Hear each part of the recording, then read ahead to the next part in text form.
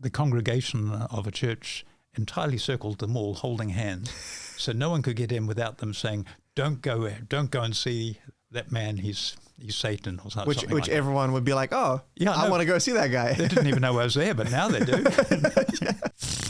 Richard Webster, thank you so much for coming. It's great to be here. Yeah, thank you very much, Eduard. Appreciate it. So, you're a man of many talents. How would you describe yourself? Do you go by the magician, mentalist, author? Like, what's your, like, if you had to explain to people? It depends. It's always awkward when someone says, "I think I know you. How do I know you?" Right. And then I don't know what to say, because it could be one of a number of things. At one stage, I had 10 business cards, so because I had one for each. And when my daughter was young, her teacher went round the classroom asking everyone what their father did for a living. Right. And my daughter reeled off about 10 different things. And the teacher thought my daughter was making fun of this whole serious look into the family. So she phoned me to make sure that she wasn't doing it deliberately. Yeah. So it can be awkward. But I normally just describe myself. My wife always described myself as a company director, because that evaded all the awkward questions. What is a mentalist? What sort of magic does he do? But I've done a variety of other things as well. I was an osteopath for a while. I've been a hypnotherapist, and I still do a little bit of hypnotherapy. Not much, but I still do a little bit of it. So there are people who know me for those reasons, but know nothing whatsoever about my writing. Barry Crump was a famous author in New Zealand back in the day, and I used to fix his back, and he would tell me about his writing, but I never mentioned that I was an author as well. So he died not knowing that his osteopath had actually written a lot more books than he had. Right. That's crazy. So, okay. I could ask so many, I could go into so many different directions here, right? But I think I'll stick with the magic and the mentalism for now. Okay. And then we'll push from there. So my question to you, what's the difference between magic and mentalism? If you, from your perspective? Oh, from my perspective, is that there's a big difference. Magic is performing tricks, hopefully entertaining people with them, but people know that you're doing tricks. With mentalism, you're still doing tricks, but they all are related to mind reading in some sort of way, or strange powers that you have. And in my case, I've never said, "Oh, I'm psychic, that's how I do it." But some mentalists who don't call themselves mentalists would actually call themselves possibly psychics. But most mentalists are magicians who do magic with a mental flavour to it. So mentalism has changed a little bit from when I first started back 50 plus years ago. Yeah, so when you first started, were most people just psychics and yes, using that sort of flavour? Well, most of those things were illegal back in those days. So you had to be a little bit careful. And why were they illegal? It was some old witchcraft law that came from the British statute books. Had long ago been abandoned in Britain, but it was still on the New Zealand books. Wow. So about once a year, some poor lady got had up for fortune-telling somewhere in the country. So and what they do, just fine them? Or? Yeah, they just fined them. So it wasn't too bad. It wasn't, you're not going to get burnt or anything. No, it was just a business expense, I guess. So when I started, I first started by doing horoscope parties, which were like Tupperware parties in people's homes. And I had to be very careful when I started, because I had to stand up in front of the audience. There'd be about 10 to 20 people some lady would invite to her house. And before I started, I had to give a really strong disclaimer. This is purely for entertainment purposes only. Don't take anything seriously. But they did. Most of them were believers. And I'd do half an hour of mentalism, which was actually magic tricks. And then I did about 10 minutes of crystal ball gazing, because I clipboarded everyone beforehand. And then everyone had a quick palm reading in another room.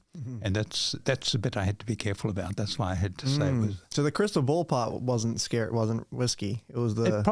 Possibly right. It was, because I was answering questions, often about the future. Yeah. Funny enough, I do have one right there, but you've got a crystal ball. Oh well, okay. If we run out of things to talk about, I'll see what I can see. But I only use it for juggling, so I'm not I'm not exactly in the same genre. But there was a wonderful magician called Tim Conover. He died some years ago, and he did a hilarious mentalism act, very fast paced. And he did. I saw him do one effect where he got the crystal ball out to give the answer, and the answer was wrong, and he looked puzzled, and he shook the ball, and they looked again. He said, "Oh, sorry, wrong crystal ball," and he produced another one and gave the answer. Yeah. I've actually thought about ways to incorporate it into like a magic routine, because what I do, like, I mean, you know, the Omni deck. Yes. Yep. So that's basically what I do. I just link it to, oh, okay, I got it wrong. I try to find your card. I couldn't find it. Let me, you know, I do the whole little contact juggling bit. Yes. I bring it to next to the hands, open your hands, and the deck is now the same as the ball. You know, that's sort of how so it's more of like a juggling magic sort of mix. But I've thought about like different ways to kind of similar like comedy, sort of trying to like find their card and stuff. Yeah. But nothing's ever clicked. So once I figure that out, I'll probably let you know. But sounds good. Yeah. Okay. So you were doing these parties. And so like you had to be careful about like how at what extent did you have to be careful? What was the my business card said entertainment in your own home.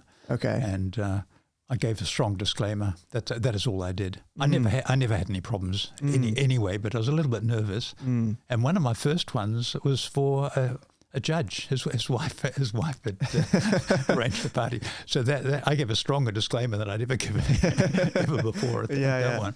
But they loved it, and the judge actually bought a little pitch book. I had pitch books for each sign of the zodiac, and he bought the one for his year. Interesting. So, yeah, like you said that you still give these disclaimers. And yet people... No, I don't anymore. Okay, well... Back in the day, you used to give these disclaimers, and yet there were still many believers. Yes. What do you think's happening there? Like, what's the... I think people want to believe. Before I did mentalism, I was just doing straight magic. I was doing card magic, believe it or not, and I was also doing children's parties. And after a children's show, people would come up to say, "Do you read palms? Or do you tell fortunes?" Right. So it must be something about my personality, I think. Yeah, interesting. That's fascinating. Because I wonder, like, how much of that is people,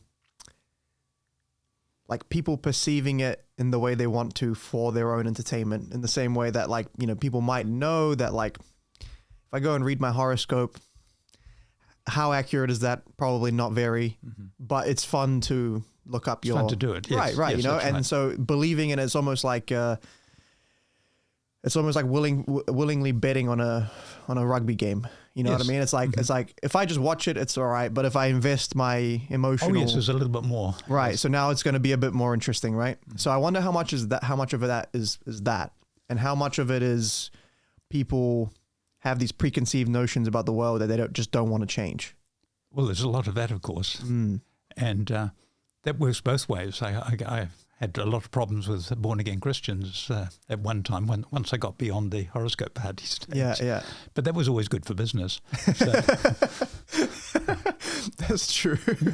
Yeah. I got on nationwide television a few times just because of that. Really? I was reading palms in a shopping mall in, I think it was Johnsonville in Wellington, and the congregation of a church entirely circled the mall holding hands, so no one could get in without them saying, "Don't go and see that man. He's Satan," or something. Which like everyone would be like, "Oh, yeah, I want to go see that guy." They didn't even know I was there, but now they do. I had the best week ever. It was great. That's so funny.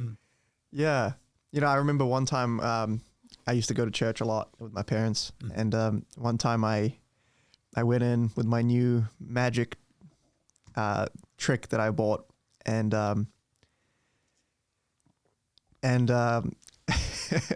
there was this one family that had kids, so I started, like, you know, just in the kitchen without anyone being there, started doing some stuff. So I would just put my hands like this, and smoke would come out, right? And then the kids were going crazy. And then one of the kids tells her mum, right? And then the mum comes in being like, "I need to see this." right? So then I go, okay, sure. I do the thing. And then she starts losing her mind and goes, no, pull up your sleeves, wash your hands, do all the stuff. I do it again. And she goes, like, genuinely terrified. Mm-hmm. And she's like, like, if you don't tell me, like, this is witchcraft, like, what I mean? Yes. And I still, to this day, I'm really upset that I told her, because I was like 13, yes, so I didn't have I didn't have the balls to just be like, no, it's witchcraft. But it was great. Yeah. So I can imagine that. I can definitely imagine that. So, okay. So you started with, how did you get into magic to start with? Oh, I was at a kid's birthday party when I was about 9 years old. And he was a magician. He pulled coins out of people's ears, and I was fascinated with that. But the best thing was, at the end of the party, he produced a big bowl of sweets. So the next day I was up at the library getting the books on magic out of the library, and it started from there. And I was interested in it for quite a few years, but I tried to get into the New Zealand Society of Magicians, but I think the entry age was 13 and I was less than 13, so I gave up on that. And I was just doing magic until puberty hit, and I discovered what girls were, and palm reading was something that really, really, I was very shy, but I could just mention palm reading, and instantly every girl in the room was around me. So that was really great. They put a whole new slant. Yeah. That's when you're like, no, card tricks. No, fuck that. No. It's all mentalism now. Oh, great. That's hilarious. Yeah, I actually think your generation of magicians kind of, in a way, like I sort of envy you guys, because when I started magic, obviously you could go to the library, get books, but you just don't even associate. It's like, I want to learn a card trick, youtube.com. Of course. You know what I mean? So, and so everything, for years, that's all I used as a resource. And then all the magic websites, which is good, but it's all marketing based stuff. You know what I mean? They make these cool trailers and they do this stuff, and it's old concepts just recycled in some way. New trick every day. Right. But you don't, as a kid, seeing that, you don't realize that it's the same old concepts.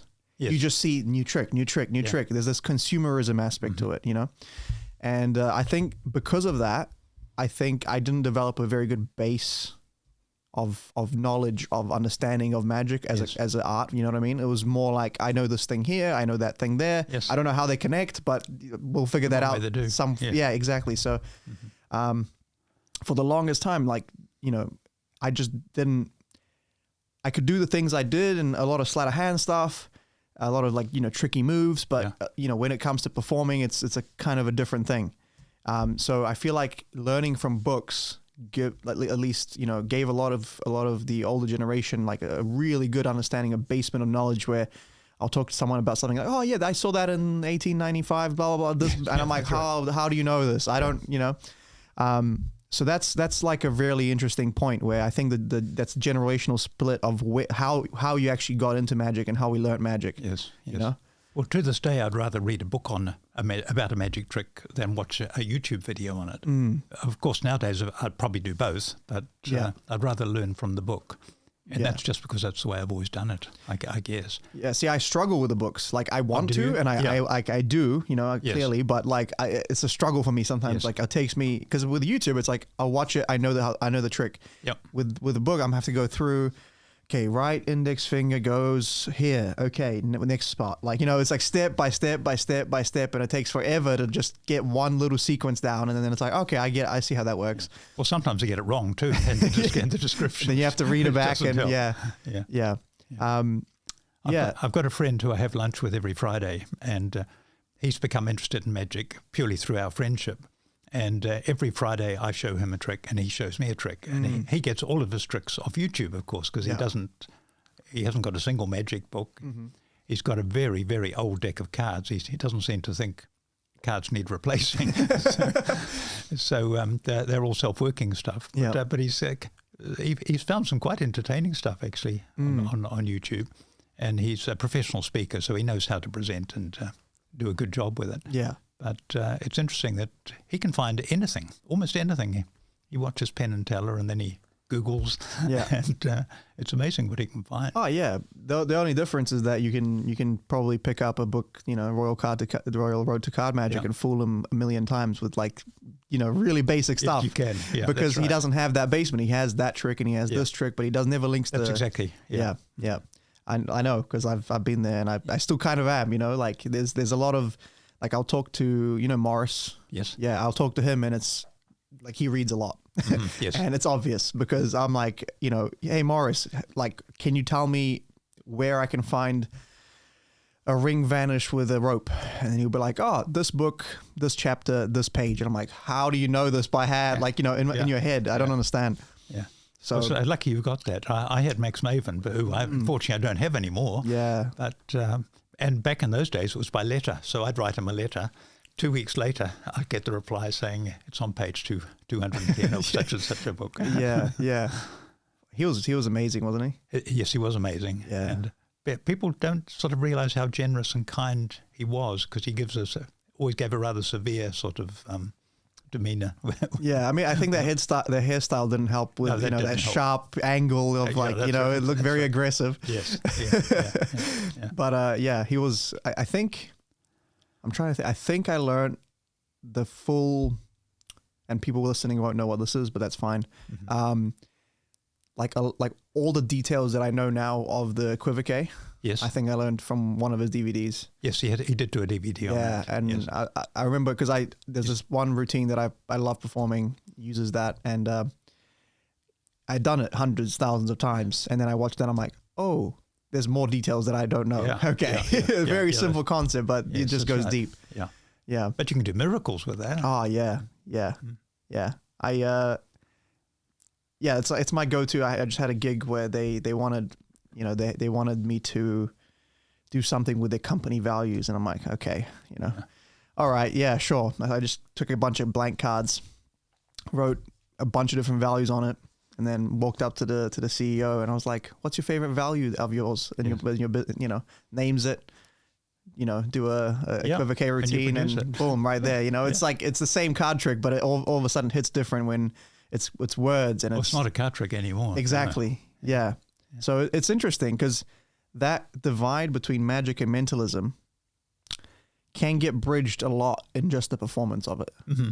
Like that, there's a lot of overlap, and oftentimes it's the presentation that's the different. Yes. factor. Yeah, I think that's exactly it. Yes. I think a mentalist is trying to give the appearance that they've got superior powers, even though they might actually often be booked as a magician, but they come on and they're a mentalist. But when I started, magicians didn't like mentalists. I had awful problems with magicians. Really? I had terrible problems. There's one magician at every Magic Club meeting that I wasn't at. He'd say, "Oh, I've just heard from the police that Richard's about to be arrested." Oh no! And he did that for years. He's probably still doing it. Actually, I wouldn't know. What is it with magicians and drama? I swear to God, like there's always some bullshit going on. Yes, I swear to God. Absolutely. Why? Like I don't understand it. Yes. Well, I got kicked out of the clubs 25 years ago, and it was the best thing that ever happened. Right. And somehow I got Beagle back in. I got made patron of the Shore Club. I sort of got a little bit interested again, and got invited into the BAM. Yeah. So I'm sort of involved a little bit, but first side of politics, and I just run because I've got no interest. I don't care. Yeah. I mean, the thing is, right? Like, so it's interesting to me because magic is one of the things that I'm like, I've spent a lot of time in my life into. Yes. But the other one is martial arts. Mm-hmm. And, whenever there's problems in martial arts, there's always politics and everything, right? So, I mean, you get three people together, all of a sudden there's politics. It's pissing me off. It just happens at churches and every sort of club or organization of all time. It's annoying. But at least in martial arts, if someone has a problem with you, you get on the mats, and it's, you know what I mean? You can solve it. Well, at the end of the day, who won, right? Yes. Like there's no yes, no, there's no but or maybe. It's a yes or a no. Yeah. But in magic, there's no like way to really see who the best is. There's no real way to like, really put a value on everyone's skill specifically, like from 1 to 10, this is how good you are. This is where you stand. Yes. So everyone has this sort of bouncing ego of like, I don't know where I stand in this room. And I feel like sometimes that can get in the way, Well, they think if they know how the trick's done, they're a great magician very often. Yeah. That's like, the first 10% maybe, if that. If that is just a minor part of the whole thing. Yeah. Yeah. I love it when not like at gigs and stuff, and non-magicians will ask me to show them a trick, and I'm like, okay, sure, like to teach them. Mm-hmm. And it's funny because it's the same thing, right? Like I'll show them key card principle, and then they go, oh, okay, I know it, right? And I'm like, no, wait. Yeah. And then I start talking about, stretching the time between the method and the reveal, different ways they can present it. And you start to see, they go, oh, okay. Like there's this whole dimension they never even thought about. Mm-hmm. And it's interesting because I feel like that still happens to a lot of magicians. Like they don't even, and I was there too. Mm-hmm. I mean, especially when you're a move monkey, yes, you see the move, I know how it's done. Yes. But when you actually start to perform, you go, oh wait, I could do the same move 100 different times. Yeah. And one time it will kill and one time it won't. Why is that? And then you start to realize, there's a reason. Yeah. I saw a magician do the crosscut force in the AAT Centre. It was quite a famous magician. And about 20 people all around me who know nothing about magic, presumably, all knew. They were all saying, oh, he did that. And I thought, oh, my goodness. And that was purely because he did it, and then he immediately, he didn't allow a little interval between. I remember seeing a statistic, I think it was on Reddit, where they did like, I don't know how like, it was a sample size, but I don't know how big. But basically, they did a bunch of different forces to non-magicians, mm-hmm. and the non-magicians would then rate how fair they felt the selection was. Oh, very interesting. Yeah. And, you'd think, oh, classic force, surely it's like up the top. It wasn't. Classic force was quite like low relatively. There was a bunch of different ones. The highest rated one, Chris Cut force. It was the highest rated, the most believable. Yep. Yeah. Because as you say, if so perform fair. well, then you go, wait a minute, I cut. Mm-hmm. I took the cut. Like there's no way, Yeah. Yeah. It feels so hands off. Mm-hmm. Yeah, it is. It is. Yeah. Yeah. I think magicians are always in a hurry because I think they're scared of being caught, perhaps. So they've done it. They can relax now. Boom, straight. Yeah. It's actually really interesting because that in martial arts is the other way around. You feel like you get somewhere and then you're like, oh, let me take a breath, and then you get smashed. So in martial arts, you got to like, when you think you're safe, keep going. Yes, you can. In magic, it's the other way around. It's like, if you're feeling danger, stretch it out. Take as long as you can. Yeah. You should tell the All Blacks that. Yeah. So what's fascinating to me, right? As you say, in magic, there's we said this before the podcast, but very interesting characters, very different types of people than the average population, I'd say. Yes. And I find myself in that, I got ADHD.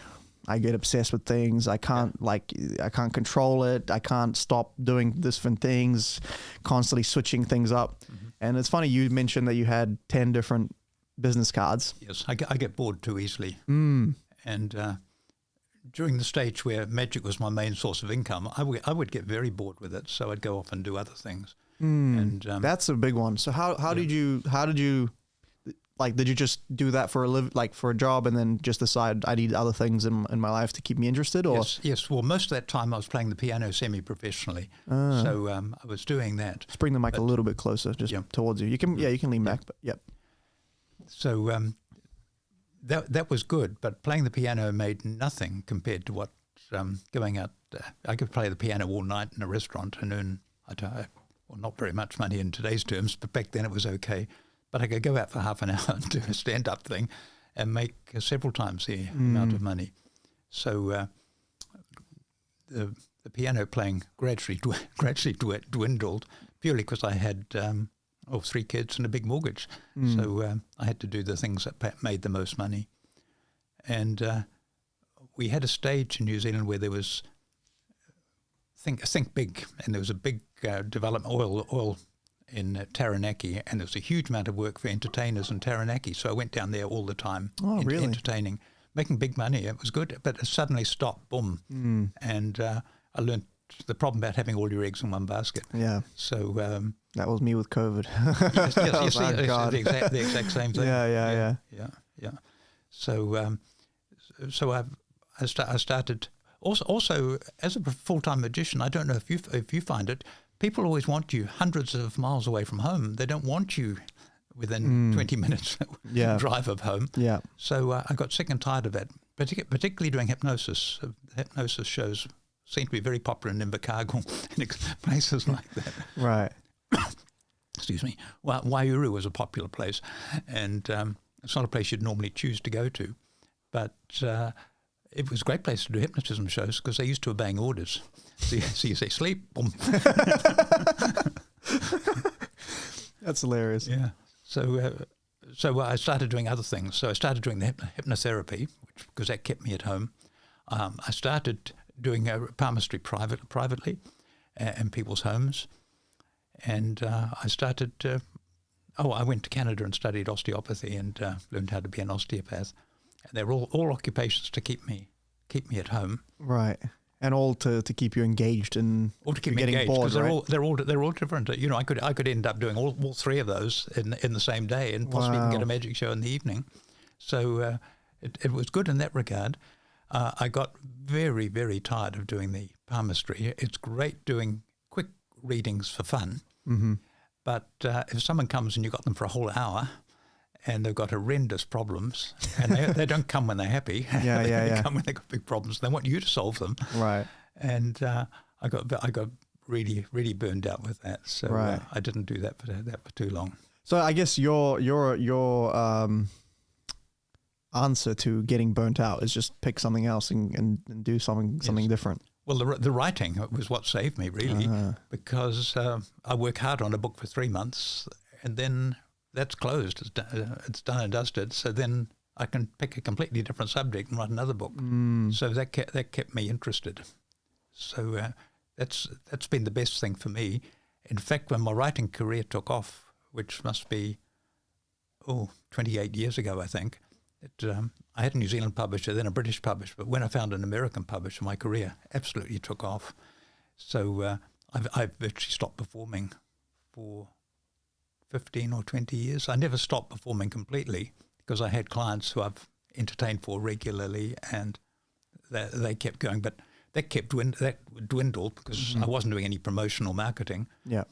And at the same time, my writing income was increasing, but it was reaching a stage where I was thinking, gee, I'm going to have to get back to the performing. Right. And then that suddenly took off. So for a long time, well, I have a need to perform. I think you probably do too. It's something you're really alive, when you're performing. And when you're writing, it's a bit lonely. But with the writing, my publisher put me on book tours every year. And so every night I'd be standing up in a bookstore or a library or somewhere giving a talk about the topic of the book. And that satisfied that need in me. Yeah. And but gradually I got a little bit tired of the travel. I was away from home 3 months a year, traveling overseas. And it was wonderful because I did book tours of Germany, South Africa, the UK, Australia. Only did one book tour of New Zealand ever. But it's the usual thing. You're always better the further away from home you are. So I loved doing the book tours. And then I sort of started doing lectures on subjects related to the books, because for a long time feng shui was hugely popular. And I even taught at the university on feng shui with what do they call them? It was sort of an evening course at the university. Right. And which was fun. Didn't make much money, but it was fun. I taught a memory course at a high school for a year once, and that was really great. Now that I actually think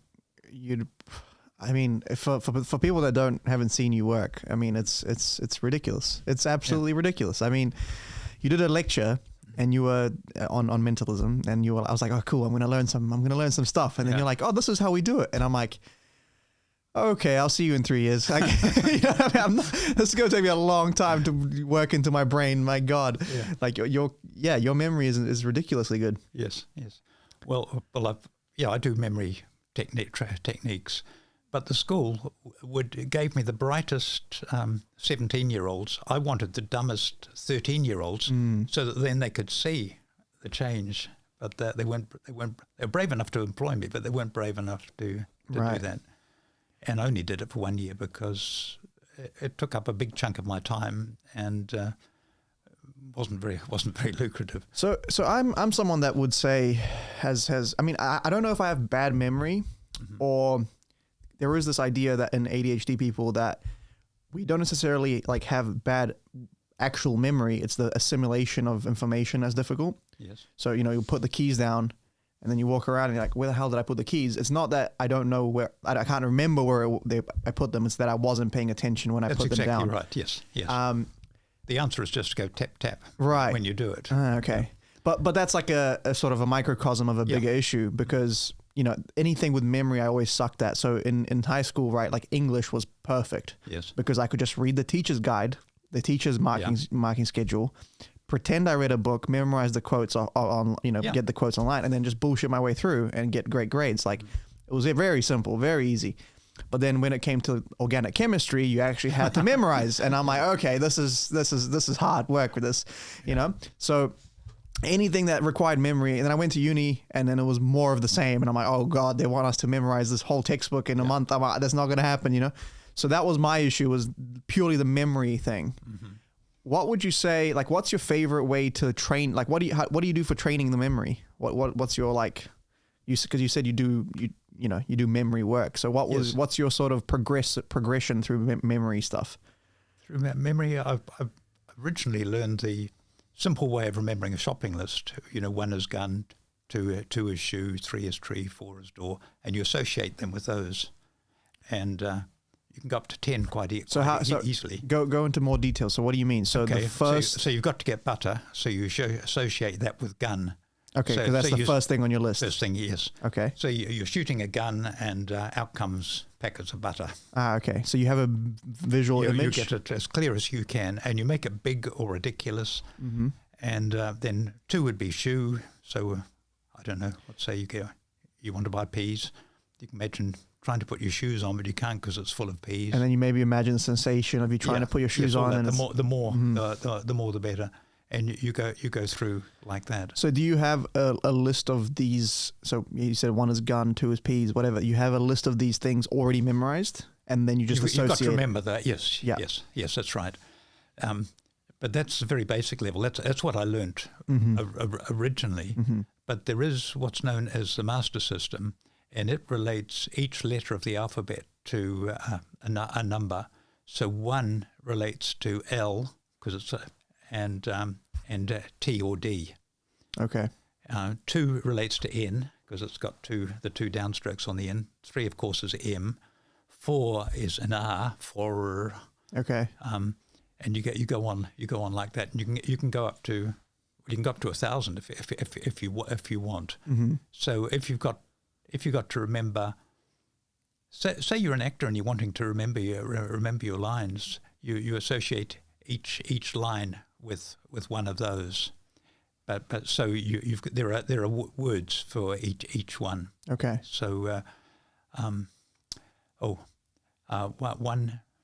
It's a while since I've done this. I think one is toe, 2 is Noah.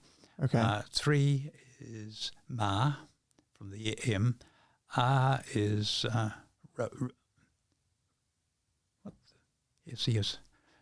You should have primed me up on this. Nah, I didn't know we were going to be talking about this. There is no need to like. I can get it all back again. Just by looking at my your cheat sheets. But So but how would you? Well, what's the mechanism there? So you would have a line. Yeah. And then you'd associate it with a number. Yes. But there's also another system called the palace. Okay, I know. I've heard about that, and that's a difficult one. I've tried to implement before and failed miserably. So yes, I use that as well because if I'm doing a show and there are a number of memory things included in So it, you use multiple systems. use multiple systems, because then you can't accidentally get confused. I was wondering about that, because people go, well, you can store infinite things in your mind palace. It's like, well, if I pull a drawer out and there's 3 things in there, now I just have the same clutter I have in my house. You know what I mean? Yes. Like I just got the same mess where I can't even clean my house. I'm not going to clean my memory palace. You know? Yes, that's right. Yes. I tried to teach myself German using the memory palace, and I made the mistake of putting too many words in each place. So I'd be wanting a word and searching for it, and I could find the memory palace, but then I had to go through all these words. Yeah. And it just took too long. Yeah. So I abandoned that system. Okay. With language, I try and relate it in some way to the sound of the word or the spelling of the word to a similar word in English, and that works very well for me. Yeah, I've found success with that just intuitively when I went to Solomon Islands with Amy. The locals there speak Roviana, which is like a really small language, 30,000 speakers worldwide. Yeah. And just from being there for 2 weeks, I would hear a word and I would try to like find a really related to some really silly word that I could memorize and remember. And by the end, I mean, in 2 weeks, so it turns out that if I'm just trying to sit at home and do it, I can't learn shit. But if I'm somewhere specific and I'm around people that speak it, by the end of the 2 weeks, I would be on the boat and someone would be like, hey, can you pass me the line in their language? And I'd pass them and they'll be like, what the hell? You there's no way you understood me. And I'm like, yeah, I got the word and I got the context and it was fine. Yeah. So, I think it's true. Immersion's the best way. Yeah. Because I always used to go to Germany every year for the Frankfurt Book Fair. So I'd have a couple of weeks in Germany every year. And I'd learn more while I was in Germany than I ever did when I was home. Because I've got no one I can speak German with. I do read German books, but I only do that a month or two before I go to Germany. So I met someone from Switzerland down at the ferry terminal a few days ago, and he was delighted to find someone who spoke a bit of German. And I found a lot of my German, mind you, I haven't been there for 3 years because of COVID. So my German, I hadn't thought of it for 3 years. So some of it had gone, but it was great fun just speaking with him. And words came back. It's quite interesting. Yeah. Because our memory is perfect. Everything we learn is there. It's just the recall. And our recall can be faulty. Yeah, I find it's interesting because some people are really good at like translating from between a language to another, right? Yes. They can think and really easily switch between them. But I find, because I'm a native Romanian speaker, and so when I go back, like, of course I can speak Romanian anytime I want, but some, like, there's that clunkiness of trying to find the word or trying to find the expression or being socially, if I haven't been there for a while, I might say something in a way that's not 100% like, it's grammatically correct, but it's not the way you would say it. You know what I mean? Like it's a bit jarring. Yeah. Because like, wait, you don't sound like you have an accent, but you just all of a sudden said something that we wouldn't say. So that sort of like calibration takes a couple weeks. Yes. And then once I start dreaming in Romanian, well then you're right. I'm in. I mean, it's no one can tell the difference, but it does take a couple weeks. Yes. So when someone asks me to translate, sometimes it's really difficult for me. Like I need that adjustment period of being able to, maybe now that I've been in New Zealand for so long and my English is really good. Yeah. If I went and lived in Romania for 6 months, a year, whatever, maybe I could translate between them much easier. I think you would. Yes, I think you'd be able to. Yeah. But I do struggle just from now, translating. Although I can, it's just a bit more difficult than other people seem to find it. Yeah. So with the memory stuff, I know there's competitions, right? Where they'll like memorize a deck of cards. Yes. How is that just doing that mind palace stuff over and over again, and you just get that familiarity with everything, with the locations, and you just can... Yes, you to memorize a deck of cards, you'd have 52 locations because you've got to forget it. You don't want to remember the last time you shuffled a deck and did it. So it's got to be fresh each time. So if you wanted to permanently memorize a deck, would you... Oh, you could do the same thing, but then keep it. And just keep repeating that. Yes. Yeah. See, I've promised Samuel Pratt, I don't know if you know who he is, but he's a cardist, magician from local guy, but he's really, really good.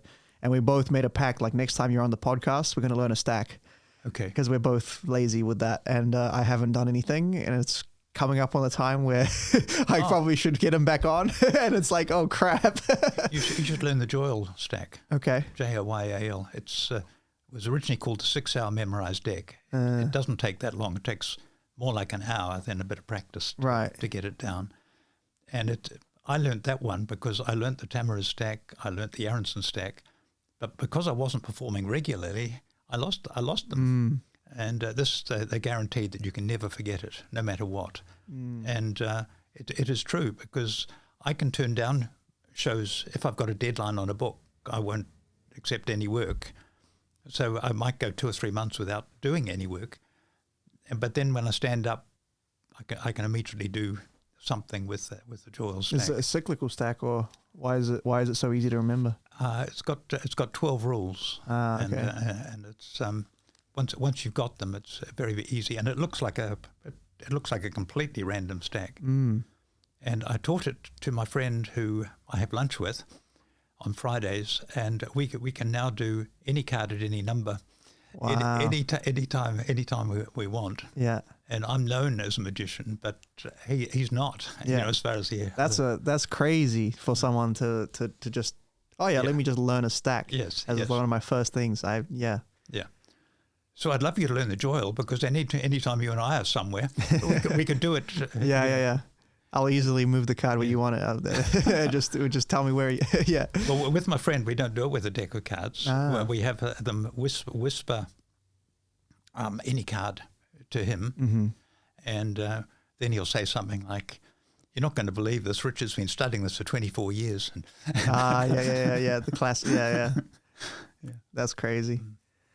Yeah, I remember. So because we've been doing this sort of open mic night show type stuff, the Something Magic, and it's basically just a way for us to get fire under our asses and learn new shit, and perform new shit. Because sometimes you know how it is when you're performing gigs and they pay you $1,000 to just rock up for an hour. It's like, I don't want to do some crap, that I've just learned. Like I'll do my good stuff. Yeah, of course, you got to. So it's also like, but that's a good thing, because you really nail down those, as I said, the equivoque details, or or whatever your A game stuff is.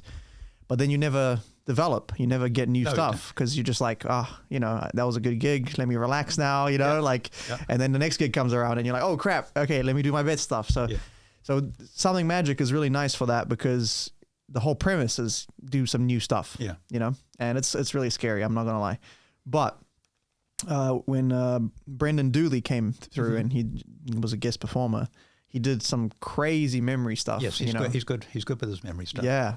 And he was basically asked, what's your name? Cool. Pick a object. Okay. What's your name? And he just went through the whole audience, and then, went back and he said, okay, you're the flower vase, and he just went through and told everyone at the end of his act, and then he did some stack stuff, and it was amazing. It was great. It was I was absolutely floored. Yeah. And then I talked to my friend. He's he does a law. I think he did a conjoint with law and computer science or programming or something, right? So he's quite smart, And he said, oh yeah, it was good. It was good. That stuff with the objects was pretty easy, but everything else was hard. And I'm like, you mother, I got so mad at him. I'm like, you smart piece of shit. Yeah. Well, man, if I had that memory and, found that easy, I'd be over the moon, but yes. No, that's good. I got caught out once with it when I was doing the memory, and it was for a think tank. It was a government think tank, and they were all at Pawanui. I've forgotten the name of that luxurious place there. So there are about a dozen of them in the room, and I did the name and the object, and one said polyethyl carbonate, but it was much more involved than that, and that completely threw me. I could get everything, but I couldn't for the life of me get down. Right. Because I didn't know what it was in the first place. So it was hard to associate with anything that, because you had to remember the word by itself, let alone trying to, Yes, he did it deliberately, of course. Yeah, of course. Yeah. So it made no difference. Yeah. You know. Yeah. You should have been like, poly something. But I remember it, you know, because of yeah, I mean, when it's the mistakes never leave. No, oh right. God, yeah. I just recently had a heckler at one of my gigs, and you know how it's the hecklers like, I don't mind you trying to work out a trick. I don't mind you trying to even mess me up. Yeah. But if you're going to not cooperate, what are we doing? Yeah. Right. Like if you're just gonna sign this card on the face. Yeah. No, I want to sign it on the back. Yeah. Okay. I mean, you could just you don't have to be here. Like if you don't want to do what I'm saying, or like, lying about cards or if you get something right.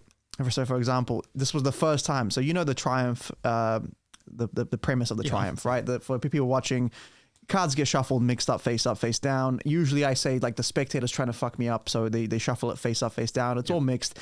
Then you snap your fingers and they're all back, but those aren't, but that's a double backer. So I bit hard to fix that one. Yeah. That's a hard one.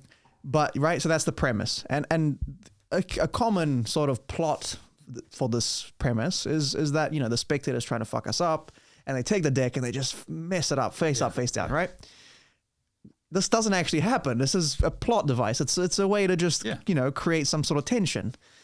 This actually happened, and I said, "Oh, great!" In my mind, I'm like, "Oh, for the first time, I don't even have to set this up. Yeah, this is perfect." Yeah.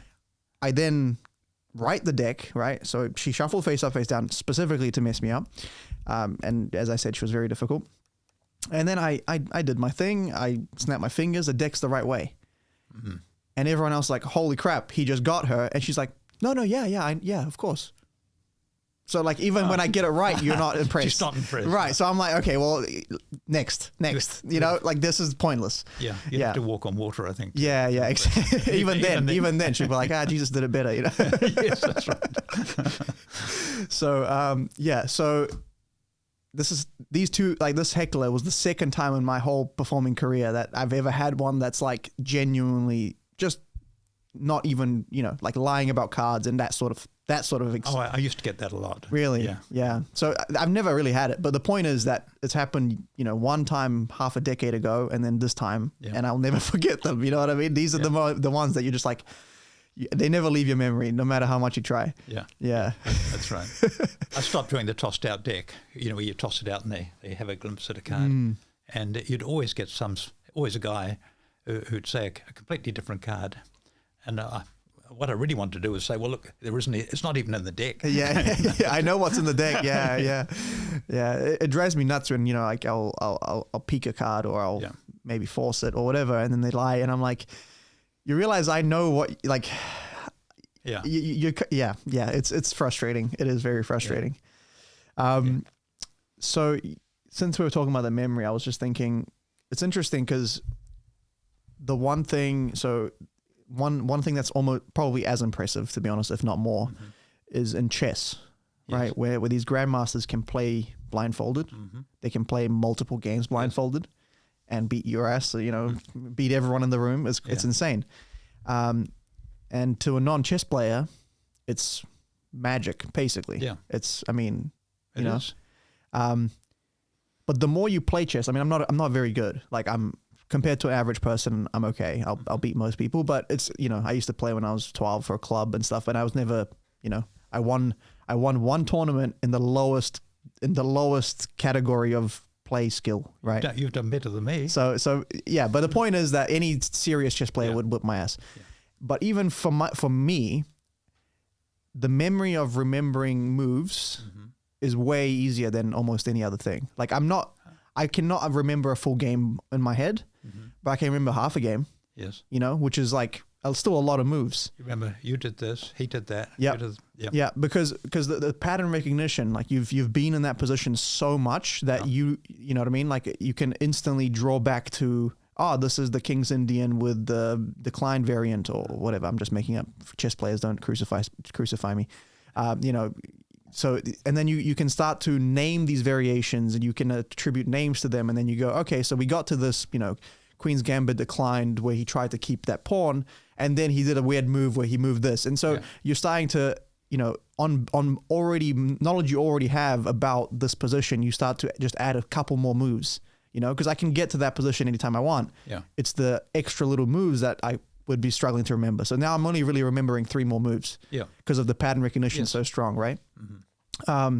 And obviously grandmasters that have hundreds of thousands of games. Yeah, they've got a huge pattern recognition. Yep.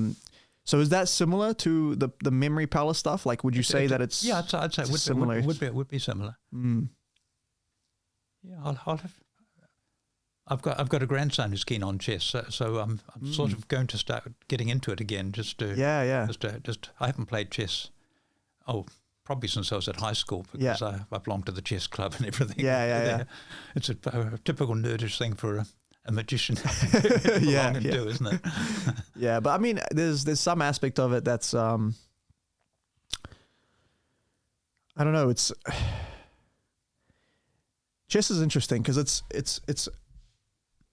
there are, there's a lot of strategy, but it's all open. Mm-hmm.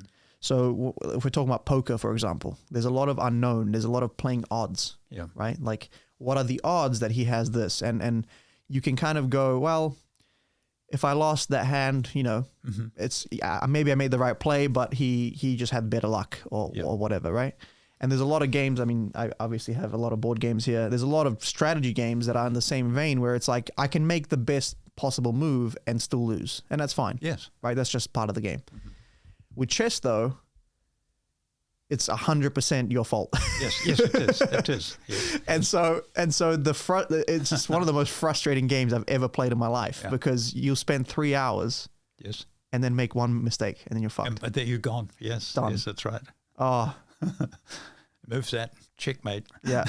Or I mean, for me, it's more like I'll get close to the end game of a 3-hour game. Mm-hmm. We're equal in material, equal in position. Maybe I have a slight advantage that's even more frustrating. Yeah. And then I'm like hyper focusing on the set of attacks, and I'm like, okay. I move my piece there.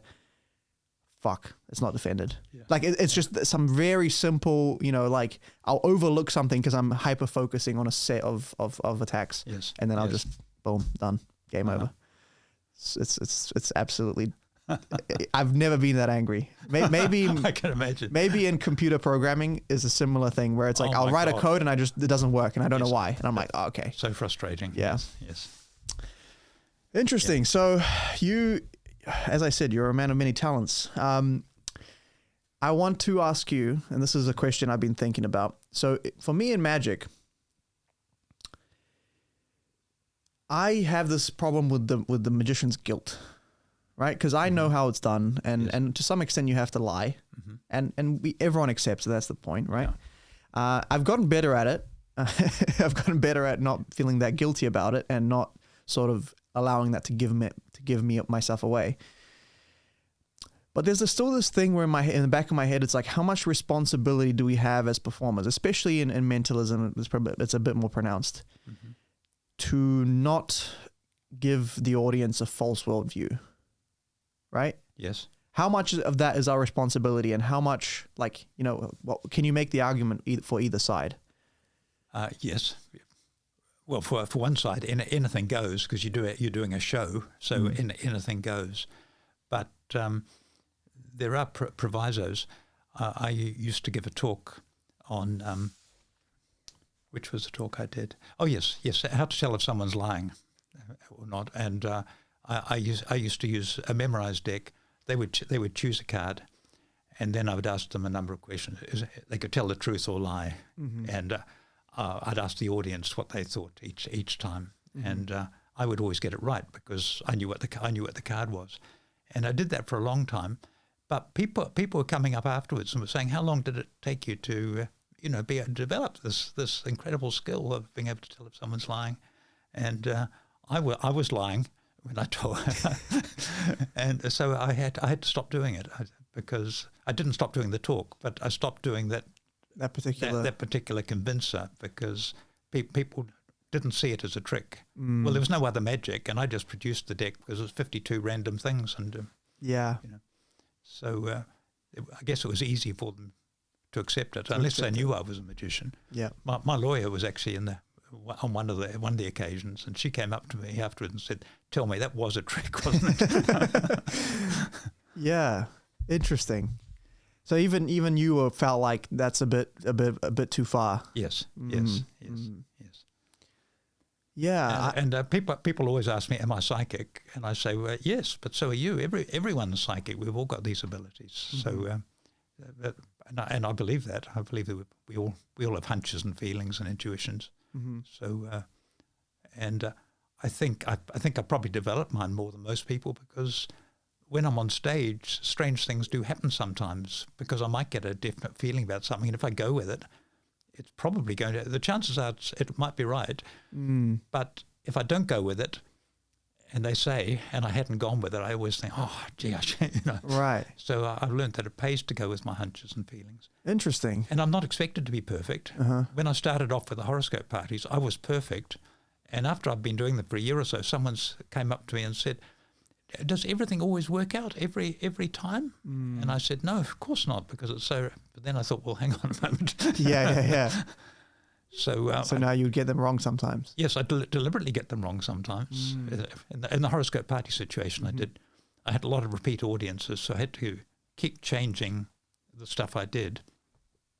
And there was no computerization or anything, so I had everyone's names. Everyone signed a little address book when they came in to give me a mailing list, and I'd put in my diary, I'd record the effects I'd done, 5 or 6 effects I'd done, so I could check to see when that person had seen me before, so they could do a different series of tricks. But you can't keep track of everyone, because you don't always know who's going to turn up at the parties. And sometimes depending on how much time has passed. Yes, that's right. They won't remember. Yes. I mean, and sometimes they say, I hope you do that thing where... Yeah. That's true. Yeah, because I've done the same trick to someone, a year later, and they just act like it's the hottest shit ever. And I'm like, well, yeah. Interesting. Yeah, because my whole thing, right? As I said, I came up in the church being young and stuff. So... And to some degree, I definitely felt like I was lied to. I was a Sunday school teacher for a while. Yeah, I was very religious. Yeah, it's not that growing up. Yeah, it's not that I necessarily think religion is bullshit. Like, I'm agnostic, right? So I think it could be, it could not. Yeah. Who knows, right? I haven't seen any proof yet. Yeah. So I'm not like hard stance on any particular direction.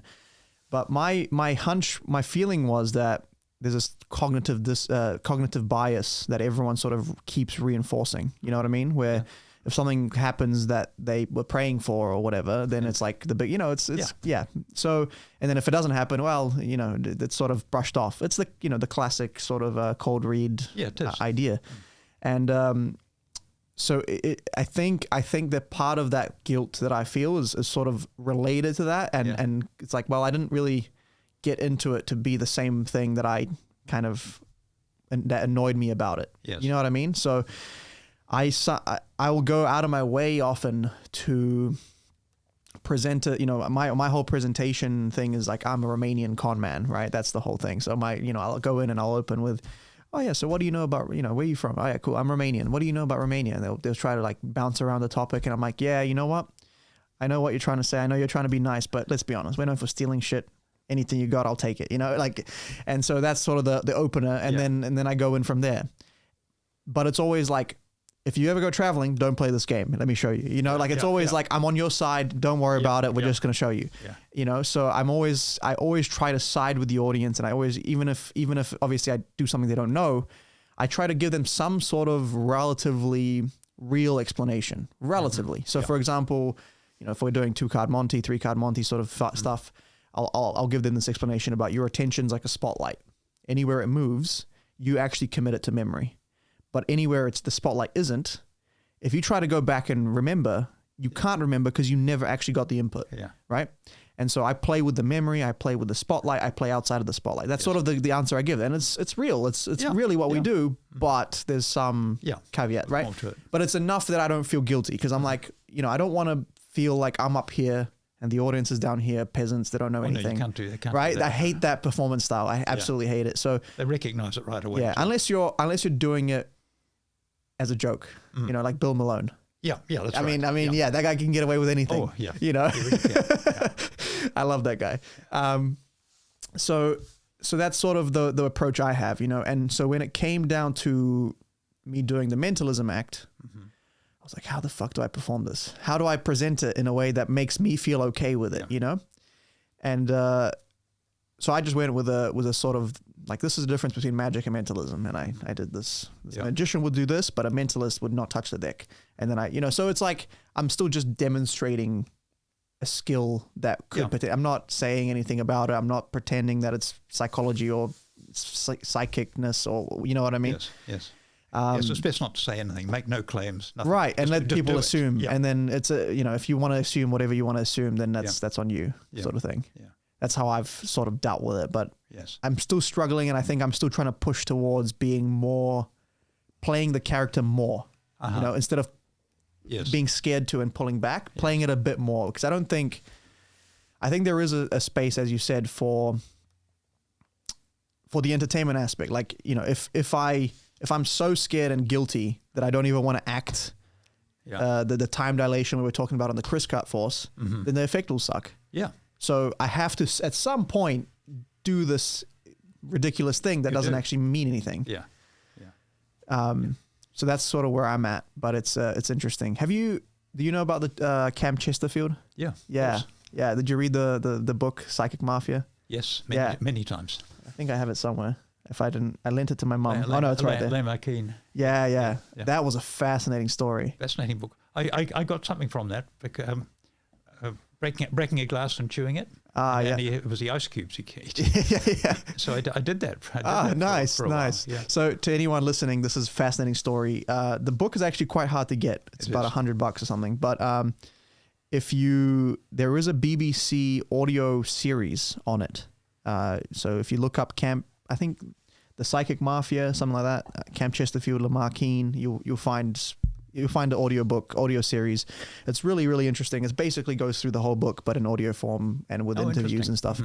But basically, to summarize, I don't remember the exact time frame. Do you remember the year? Oh, he was doing that back in the 60s. 60s, okay. I think the book came out in the middle 70s. Okay, so yeah, during the 60s, basically in the spiritualist sort of movement in America. Camps, yeah, they had these. They still go.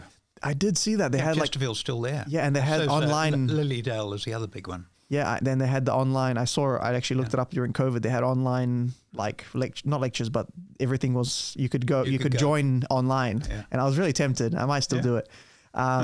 Just for the history, you know, just for the. I think you'd be disappointed. Yeah, probably. Yeah.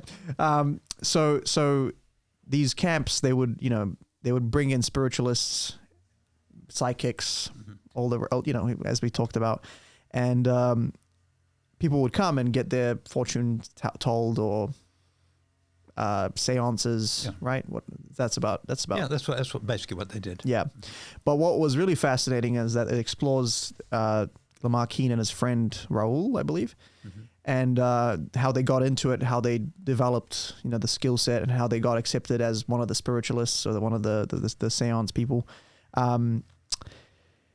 And it just explores basically what they would do is they would have these big camps around the country, and they realized that it would be the same sort of clientele that would go from camp to camp because, you know, the people that believed in it, they would, you know, really want to believe in it. And so they would go from one spiritualist to the next and get seance readings from this person and that camp. And so they developed a system where they had filing cabinets underneath, like a basement full of filing cabinets with every single piece of information on every person that's ever been in there.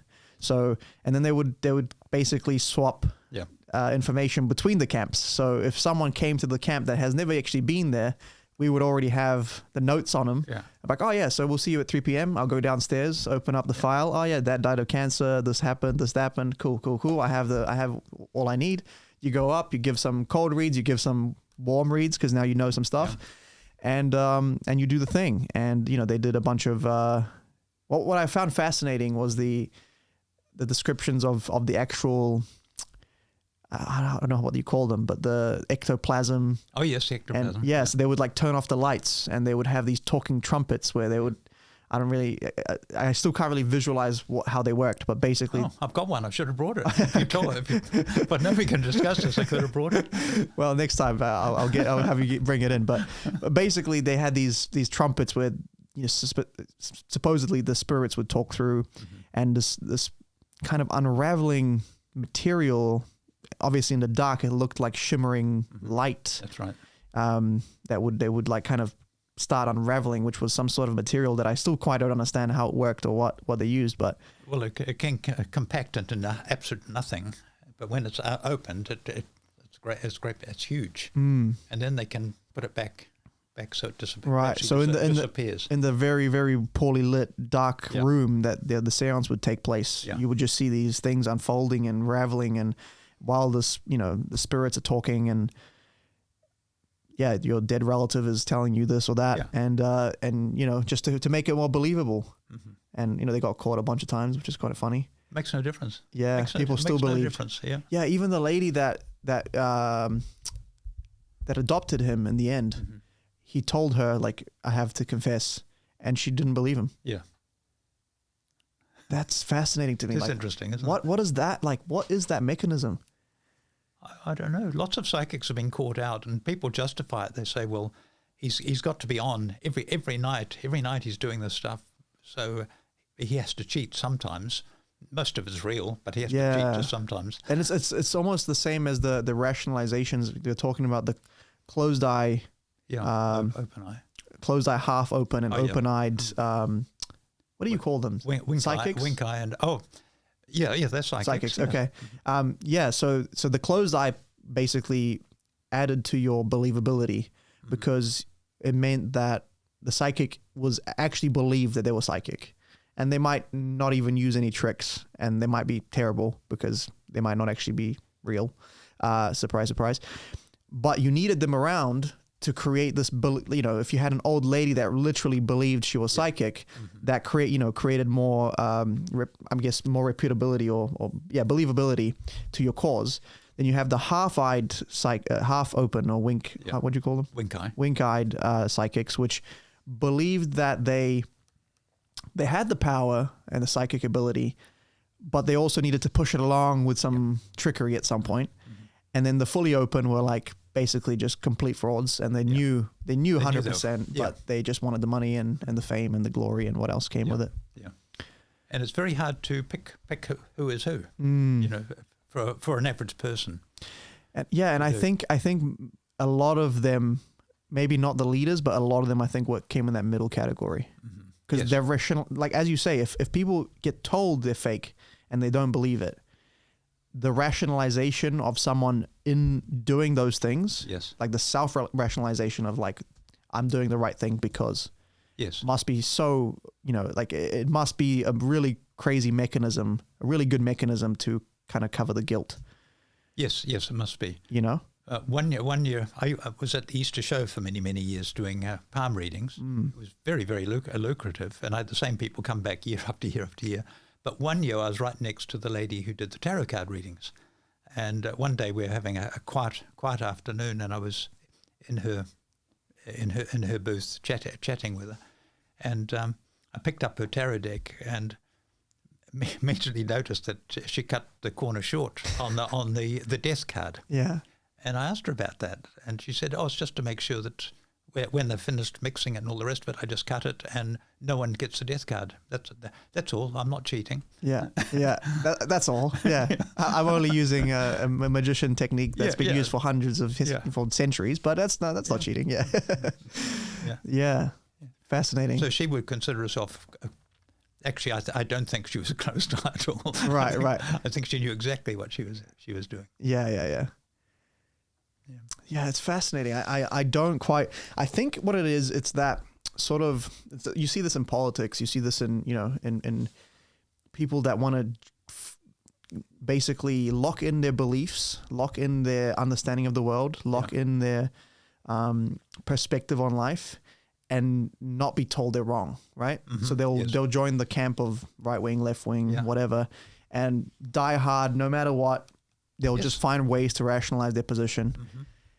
And, even if truth comes out, it's too painful to admit wait, all these years I was wrong. Yes, that's right. Right? It's too big of an ego hit. Yeah. And so they just go, no, I'm going to double down. Yeah.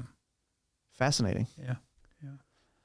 But you must have had people who don't like magic because it's satanic. Do you get that? Even when you're just doing card tricks? Not so much at gigs and whatnot, because, performing in bars, restaurants, clubs, the type of people that come through, usually a bit drunk, they don't really care. No. If anything, they don't like not knowing what's going on. So that's usually where the biggest hurdle is.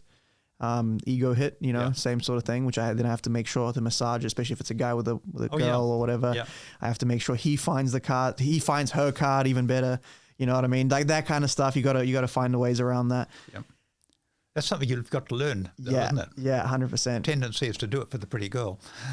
You don't realize someone's getting angrier and angrier over here. Yeah, well, I mean, that's number one for clubs. It's like the number one thing is make the guy feel like he's absolutely top dog. Yeah, it's although the reality, I'll get back to your question, but the funny thing is I'm not really worried at some of the clubs because the bouncers love me. And they're big Tonga boys. So any problem, I'm like, hey, come get this guy. No problem. It's great. Sometimes I never had to use it, but just knowing it's there, because I used to do this regular gig at Holy Moly in Ponsonby, and it'd be the same, rotation of 3 bouncers. Yeah. Lovely guys. I'd perform every time. I'll take the time out to perform for them when I come in, when I leave. Right. So every time, by this 3, 5, 6 months in, they're like, we're best mates, like every time I leave, he's like, bro, love yourself, brother. Love yourself. Thank you, man. You too. So any problem, I know these guys would just jump at the time, So, but it's never happened. I got close one time with just some guy that was a bit too drunk, but never happened. But to answer your question, I think it because of the religious background, I think that came on a lot in my early years. And I don't know if it's the reason why I think it's sort of my generation as well, the cardistry, and then that sort of proves a point, because you go, well, look how much time I'm spending. It can't be satanic, because clearly I'm putting in work. It's not just like miracles. And I guess that whole approach of the sleight of hand hustler, it takes you away from the miracle maker. Yes, that's right. Yes. Which again, I think when you're 13, it's a hard position to take. Very. You know what I mean? It's like if I'm it's good for the ego, isn't it? Yeah. I fooled him. No, but I also mean, like, if you're 13 years old and I'm like, oh yeah, I've got psychic powers. I guess that's, if you really commit to the bit, that could work. But it's also, I feel like it's hard, right? Because you have to be some child saint sort of persona. Otherwise, it wouldn't really be plausible. Yeah. So I had that and my parents also they believed, David Copperfield is definitely satanic and all this stuff. And I had to work pretty hard in my sleight of hand to prove them otherwise. Incidentally, David Copperfield owns Lamarckine's chair, which is on the front cover of that book. It's in his museum. So Mum, maybe you're right. I think after a few years, when basically they're like, how did they do this? And I'm like, okay, this, and then how do they do this? And it's like, okay, it's this, and then how do they, but my dad's sister, also very religious, and she never really, because she lived out in the South Island. Yes. So she never really saw my magic. Yes.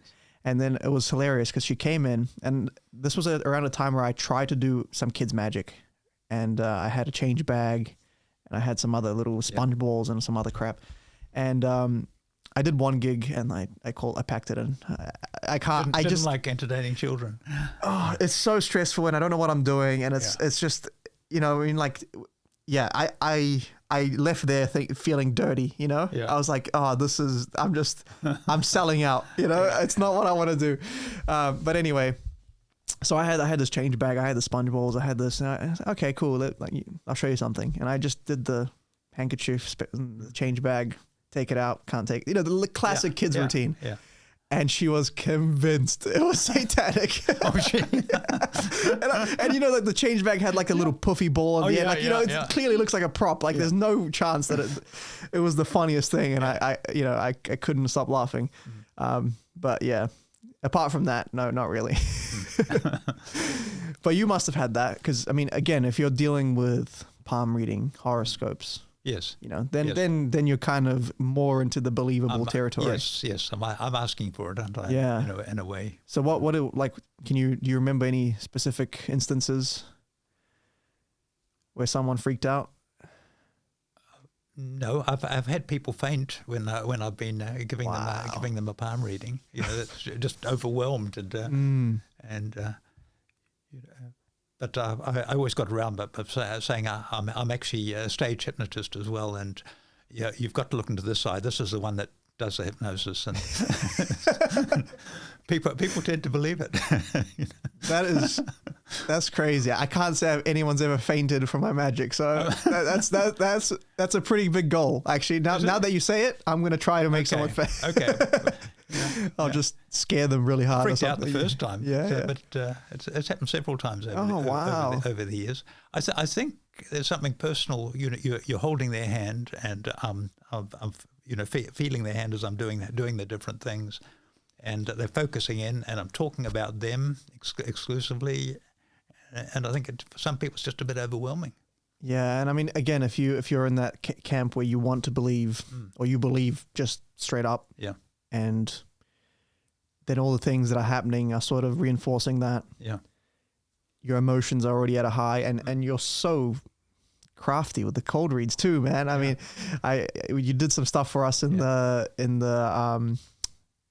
IBM meeting. Did I? Yeah. You on the mentalism night. Oh yes. Was it BAM? I don't know which one's which at this point. Yeah, it's the same people that hang out. So, and I remember you doing my cold read, and I wanted, like, I obviously don't want to mess you up, right? No. But I also don't want to make it easy because, you know, you're really good. So you know that classic thing of like, oh, I'm going to try and not give anything away. Yeah. But then it usually doesn't matter anyway. No, it doesn't matter. But in this case, I was like, well, it's a cold read, so let me try to not give anything away. I mean, why give extra information? Yeah. And you said something about, you know, oh yeah, you're really successful. And then just instinctually, I was like, oh God, you know, because it's imposter syndrome. You never feel like it's enough, right? Like you never feel like you've done enough. No, that's right. And so I was like, oh, and I remember like my face changing, and then you're like, but you want to do more. I'm like, God damn it. And it was great. It was, you know, you just like picked up on every single little bit. I was like, yeah, man, you're a master at it. Yeah. And like, I knew what you were doing, and it still hit really well. So for someone that's great. You know, for someone that doesn't know what the hell you're doing, and two, believes 100%. Yes. I can definitely imagine that emotional roller coaster of like, you know, you're almost scared because you don't know what's coming. Yes. And then everything's hitting. Yes. I've had people who at the end of it said, "Oh, I'm so relieved." You said all the nice things. I've got a few secrets, and I said, "Oh yes, when you're about 25." At that point, you're just messing with him. Yes, that's messing with him. Oh, that's crazy. Oh, that's funny. Yeah, the cold read stuff is fascinating to me. I don't know, like, it's one of those things, as I said, with not reading books to start with, to lay the foundation. There's a lot of stuff that I'm missing in my development, right? So the mentalism stuff, a lot of the stuff that seems like magic, like not that seems like magic, that works almost as magic would. Yes. I sort of have understandings of mechanics and all the stuff, right? But a lot of the propless stuff, the cold reads, the many outs and those sort of things, I haven't really delved into. So for me, cold reading, I understand the concept, but I don't understand the mechanism, if that makes sense. Like I don't, and I remember you teaching it, and again, it was like overwhelming. You know, it's like that's a whole new skill set. Yes, it is. It is. And it's one of those things where, because of the persona I have, it doesn't really make much sense for me to cold read, you know? Because no, it doesn't. No. So, but it's fascinating. Like, I really want to learn the skill because, you know, it's good for marketing, it's good for sales, it's good for so many things. But at the same time, it's like so much energy into something that I won't actually end up using, probably. Yes. You know, it's a good sales tool. It's a good way to do the receptionist or the secretary to get through to the the main guy. Have you ever figured out a way to use it in a non-performance sort of way, like just conversational without even seeming like you're performing? Oh well, quite often I might comment on the length of someone's fingers, or I might say. Or the size of their thumb. There are things you can see at a glance. Mm-hmm. And back in the old days, when you had to queue up behind individual tellers at the post office and the bank, I would always see which teller had the shortest fingers, because their line would go faster than the other lines. Right. Because they're not patient. People with long fingers check the money, then they'll check it again. They'll do it for a third time just to make sure. Whereas the one with short fingers will do it to get rid of the person as quickly as possible. And do you find that those are actually pretty consistent? Yeah. Huh. Yeah. Interesting. Yeah. And do you think there's an element of that where there's some cognitive bias there? Yes. There's been research into that. Really? Mm. Interesting. Yes. Yeah. Okay. Yeah, because I always assumed, you know, like, there's sort of these possible suggestion as to what this person might be, or who they might be. Yeah. But I've always wondered how much of that is actually, you know, like a scientific thing, and how much of that is the performer getting hits on people and then reinforcing their own understanding of why that hit, if that makes sense. Yes. But there are things that you would know instinctively. If you met a guy and he had a long, slender hand with long fingers, you wouldn't assume he was a road digger, would you? Right. You'd assume he might play the piano, or he might be an artist, or something like that. Yeah, that's true. It's a classic artistic hand. Mm. So there are things you can tell like so that. Archetypes of hands. I've never fucking thought about that. Yeah. That's fascinating. Huh. So you can tell quite a bit by that.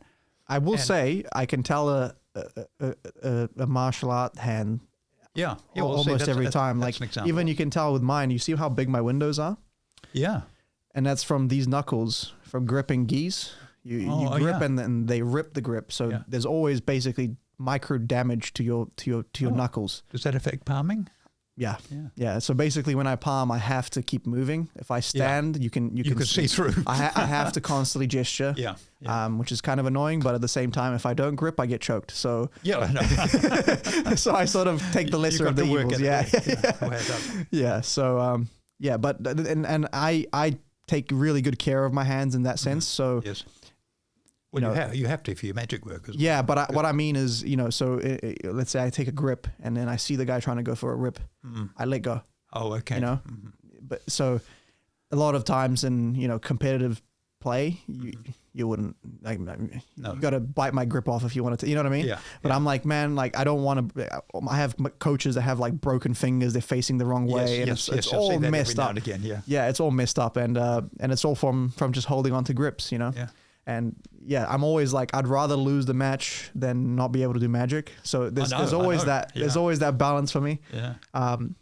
But yeah, maybe jiu-jitsu hands are classic. Stamp collecting instead. Yeah. Yeah. No, I don't know. There's something. It's almost like a primal chess game. Mm-hmm. There's something very. It must be, I would think. Yeah, there's something very cerebral because it's literally I make a move, you make a counter. I make a counter to that counter, you make a counter. You know, it's just flow charts and programmed move sets in real time. And so if you're watching two people, you're able to say, oh, he's doing such and such. Or absolutely, yeah. And you can name the position, you could name the grip. Next he should do this. Yes. In fact, that's actually a struggle because. You know, like when you're coaching the younger belts, when I say younger, they're always adults, but they're like white belts, you know? Yeah. It's hard to tell them. There's so many things they don't know. So it's hard to remember, okay, what is his move set that I can guide him? because he should do this, but he probably doesn't know that. No. You know, and so that becomes a struggle. But yeah, it's very, very technical. Yeah. If you know judo, a little bit. Yeah. So if you ever watched it on the Olympics, it's similar to that, but judo happens much faster. Yes. So jiu-jitsu is a much more slowed down, grip by grip, sequence by sequence, upgraded positions, move towards a finish, choke, armbar, all those things. Mm-hmm. So yeah, there's something about it that just I cannot stop. Mm-hmm. I mean, I've been through knee injuries, left, right, left. Yeah. I have a chest injury that I've been nursing for about a year. I still go in. I mean, I just it's an addiction. Yeah. I mean, I basically will do this until the wheels fall off. I don't think it's going to stop. No. Yeah. So I think I was telling, I can't remember who it was. I feel like it was, it sounds like I'm name dropping, but I feel like it actually was Shimlam. Mm-hmm. We were talking about hand injuries because he had carpal tunnel. Yes, and I said, I think when I have my hands, when they degrade, because they will eventually, I think I'll take up mentalism so I don't have to do the sleight of hand stuff. Yeah. But the problem is then the memory is not there yet. So I need to start working that early. Yes. I had to forget the sleight stuff when I took up mentalism.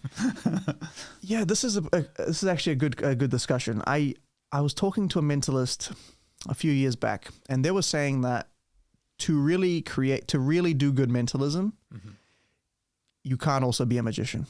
That was their point, and it's sort of I think that's right, because when I'm performing as a mentalist, I wouldn't do a riffle shuffle. I'd do a clumsy overhand, the sort of shuffle that someone who doesn't handle cards very often would do, and which works to my advantage because it's very easy to stack a deck in the course of doing a very, very poor shuffle. Mm-hmm. But a riffle shuffle to many people, particularly if it's just in the hands, looks like incredible skill to someone who doesn't know. Who doesn't know. Especially if you don't have to do that thing where... And you wouldn't dribble the cards. I could never do that. No fancy stuff at all, because you just don't want them to even think of the word magic. I think it might be a trick. Yeah. But the guy that I was talking to, he was saying basically you have to just abandon magic and do mentalism if you want to be a mentalist. That was his sort of take on it. And I guess the example he gave was Darren Brown. Yeah. Where I think he was a magician prior, but now he took that mentalist persona to the extreme. Well, I suppose I did that. I kept on doing children's magic because children's magic was... In New Zealand back in those days, it was bread and butter work. It would pay the mortgage and feed the family, and then everything else it did apart from that was wonderful. Mm. And occasionally, I'd come across someone who said, "Oh, you came to my kid's birthday party." Yeah, yeah. But they never related the two, or not openly anyway. Not to me. Interesting. I had one woman who was a kindergarten teacher. And she saw me dozens of times because I was regularly at their kindergarten. And then she discovered I did adult stuff, and she started following me. And she never ever connected the two. And I'd turn up at the kindergarten, she'd start talking about something I did, and we'd be chatting away about that. Then I go and do Run Rabbit Run. Right. So yeah, to her, the mentalism and the kids' magic was just two different things that don't even have any interplay. Yeah. Yeah, fascinating. Yes. I've got a friend who's a medium, a very successful one, and he used to be a magician, and he was being attacked by magicians, saying, he claims to be he claims to be a medium. So he, with all his shows and everything, he says, it's funny, I got into this by doing magic. I was very keen on magic. Let me show you a trick.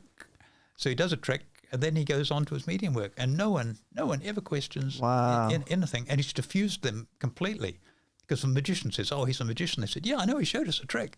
Right. Interesting. Yeah. Okay. That's one way. Just double down. Just say, I started doing magic. I realized I had real powers. When I just kept getting the card right without doing anything. Yes, people think it's a trick, but it just happened. Yeah. It's funny though. You say you said that things sometimes happen intuitively, and of course, I don't. My skepticism kicks in too hard. You know, I think it's been bred into me, by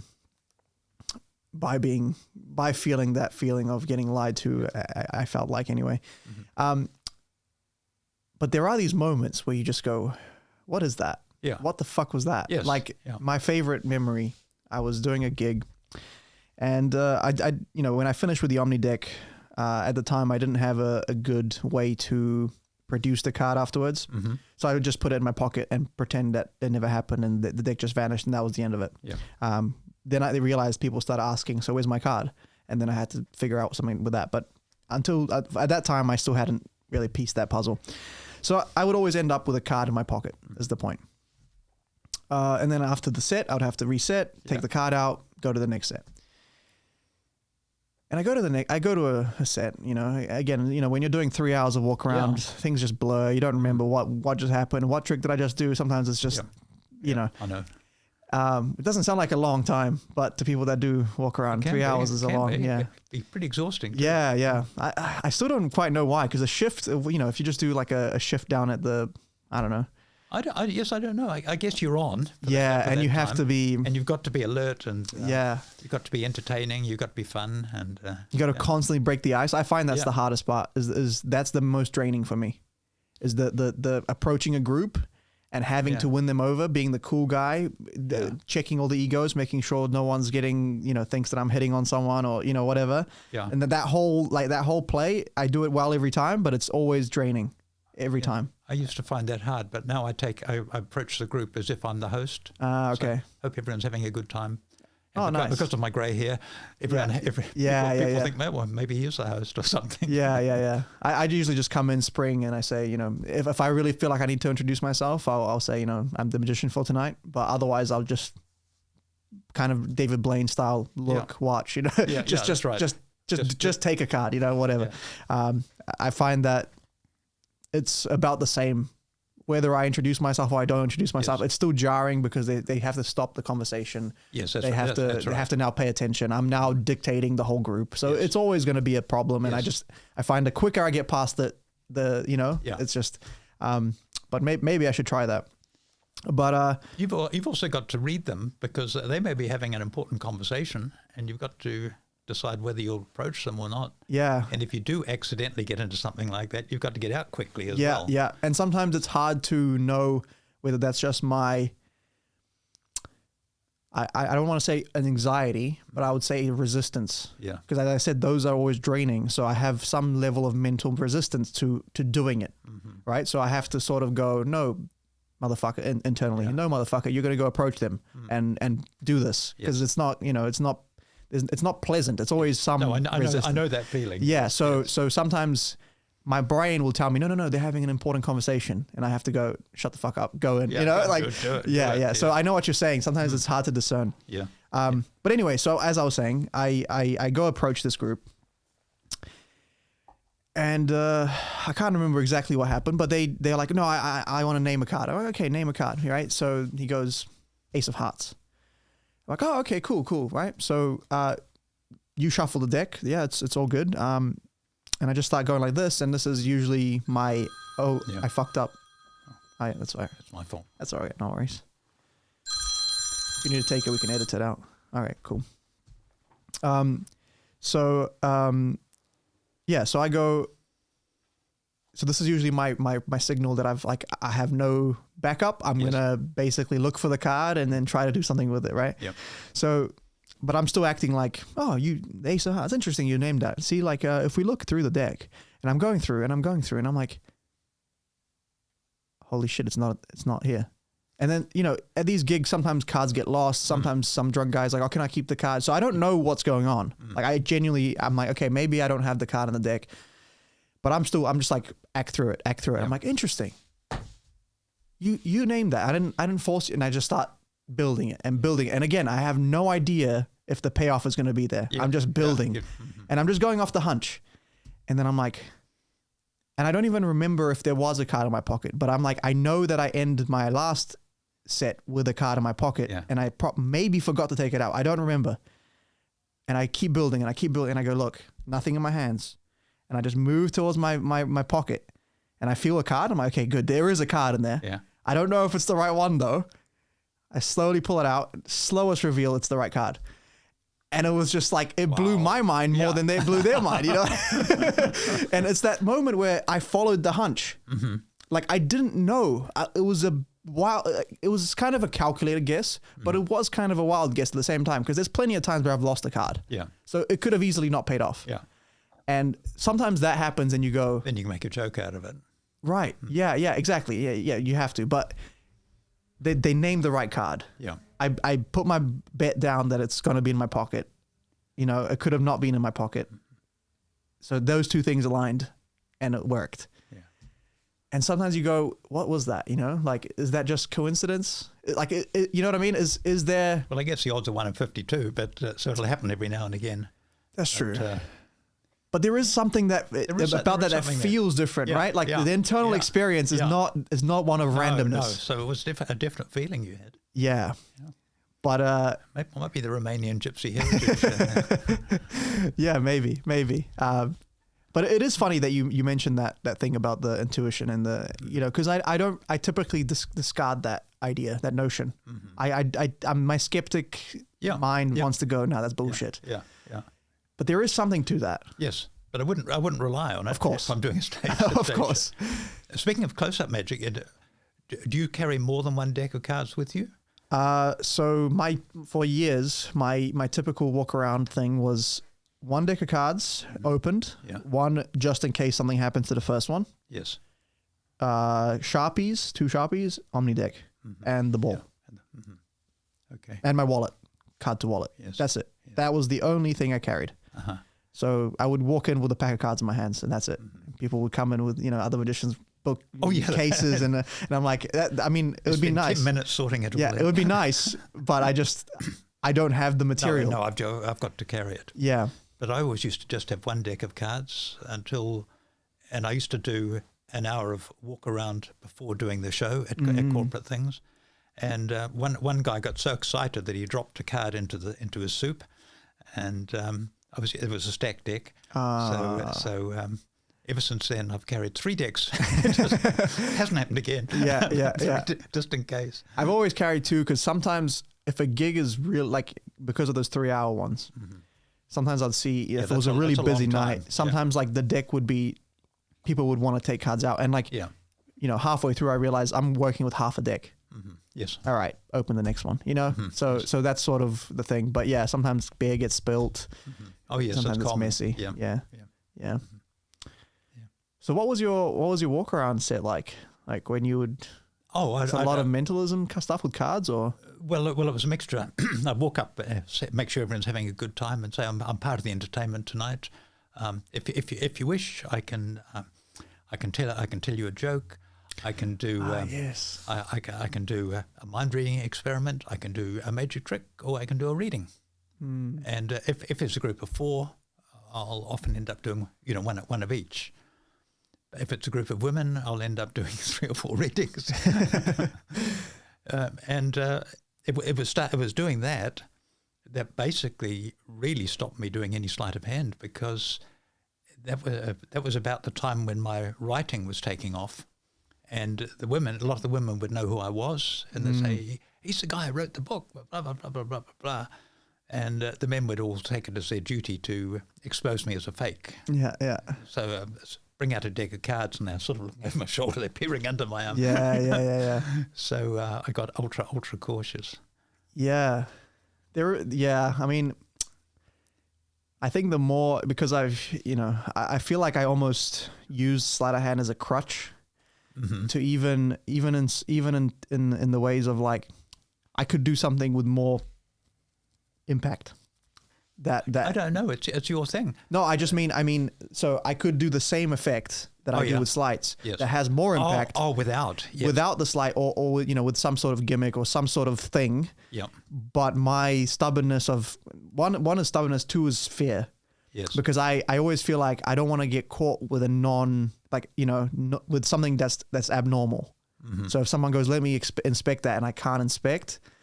Yes. That guilt fear thing is like, so if I do sleight of hand and they want to check the deck, be my guest. Yes. That's the. Well, I can do that too, even though I don't use sleight of hand. Right. Because there's the tricks. Well, the memorized deck comes into it, of course. Oh yeah. But there's nothing to see there. Yeah, but I never had your memory. They can mess up my stack, but that's the worst that can happen. Yeah. I never had your memory, so I had to rely on the fingers, you know. Yeah, but that's good because you've got no competition. I can't think of anyone. Yeah. I think Brendan can do a lot of stuff I do, but he does a lot of the mind stuff. You know, Yeah, he doesn't quite go in my, like, I think the way I present is quite not unique, but yeah, I'd say pretty unique for New Zealand. Yeah. You're in different marketplaces. Yeah, really. maybe Amon's. I don't know Amon. He's from Wellington, I want to say. Yeah. He competed at the last close up. Jared Fell does some similar ideas. But yeah, I mean, the Romanian hustler is not. No one else is doing that. No one else can steal that. Yeah, maybe Stefan, but yeah. Yes, maybe. But yeah, so no, that's cool. And I remember you in your lecture, you were saying how you did the joke, the thing, that, and how for the jokes you had a way of memorizing the jokes, and I'm like. You know, you had the whole system. I'm like, God damn it, man! Like everything you do is memory, even the jokes. Well, I use that particular deck no matter what I'm doing. I do talks to retirement villages on how to keep your brain active, and I don't do any magic. I do a magic square. I do a Rubik's cube. I do I do my card deck, and the card deck I've got a number on the back. And a keyword of a joke on the front. And if I'm giving a talk on, what would be a talk? I give talks on lots of subjects. I give a lot of talks on how to write your life story. And I don't like it if I turn up in time for something and then the person says, well, wait another 5 minutes for the latecomers. I like to start on time. So if that happens, I've got that in my pocket. I'll pass 52 cards. They'll be mixed up and passed around. Then people call out a number, and I can instantly tell them a joke that relates to the word on the front of the card. And so I've got 52 jokes permanently in my mind. And they used to be jokes, but that took too long. They're more one-liners or very, very quick jokes.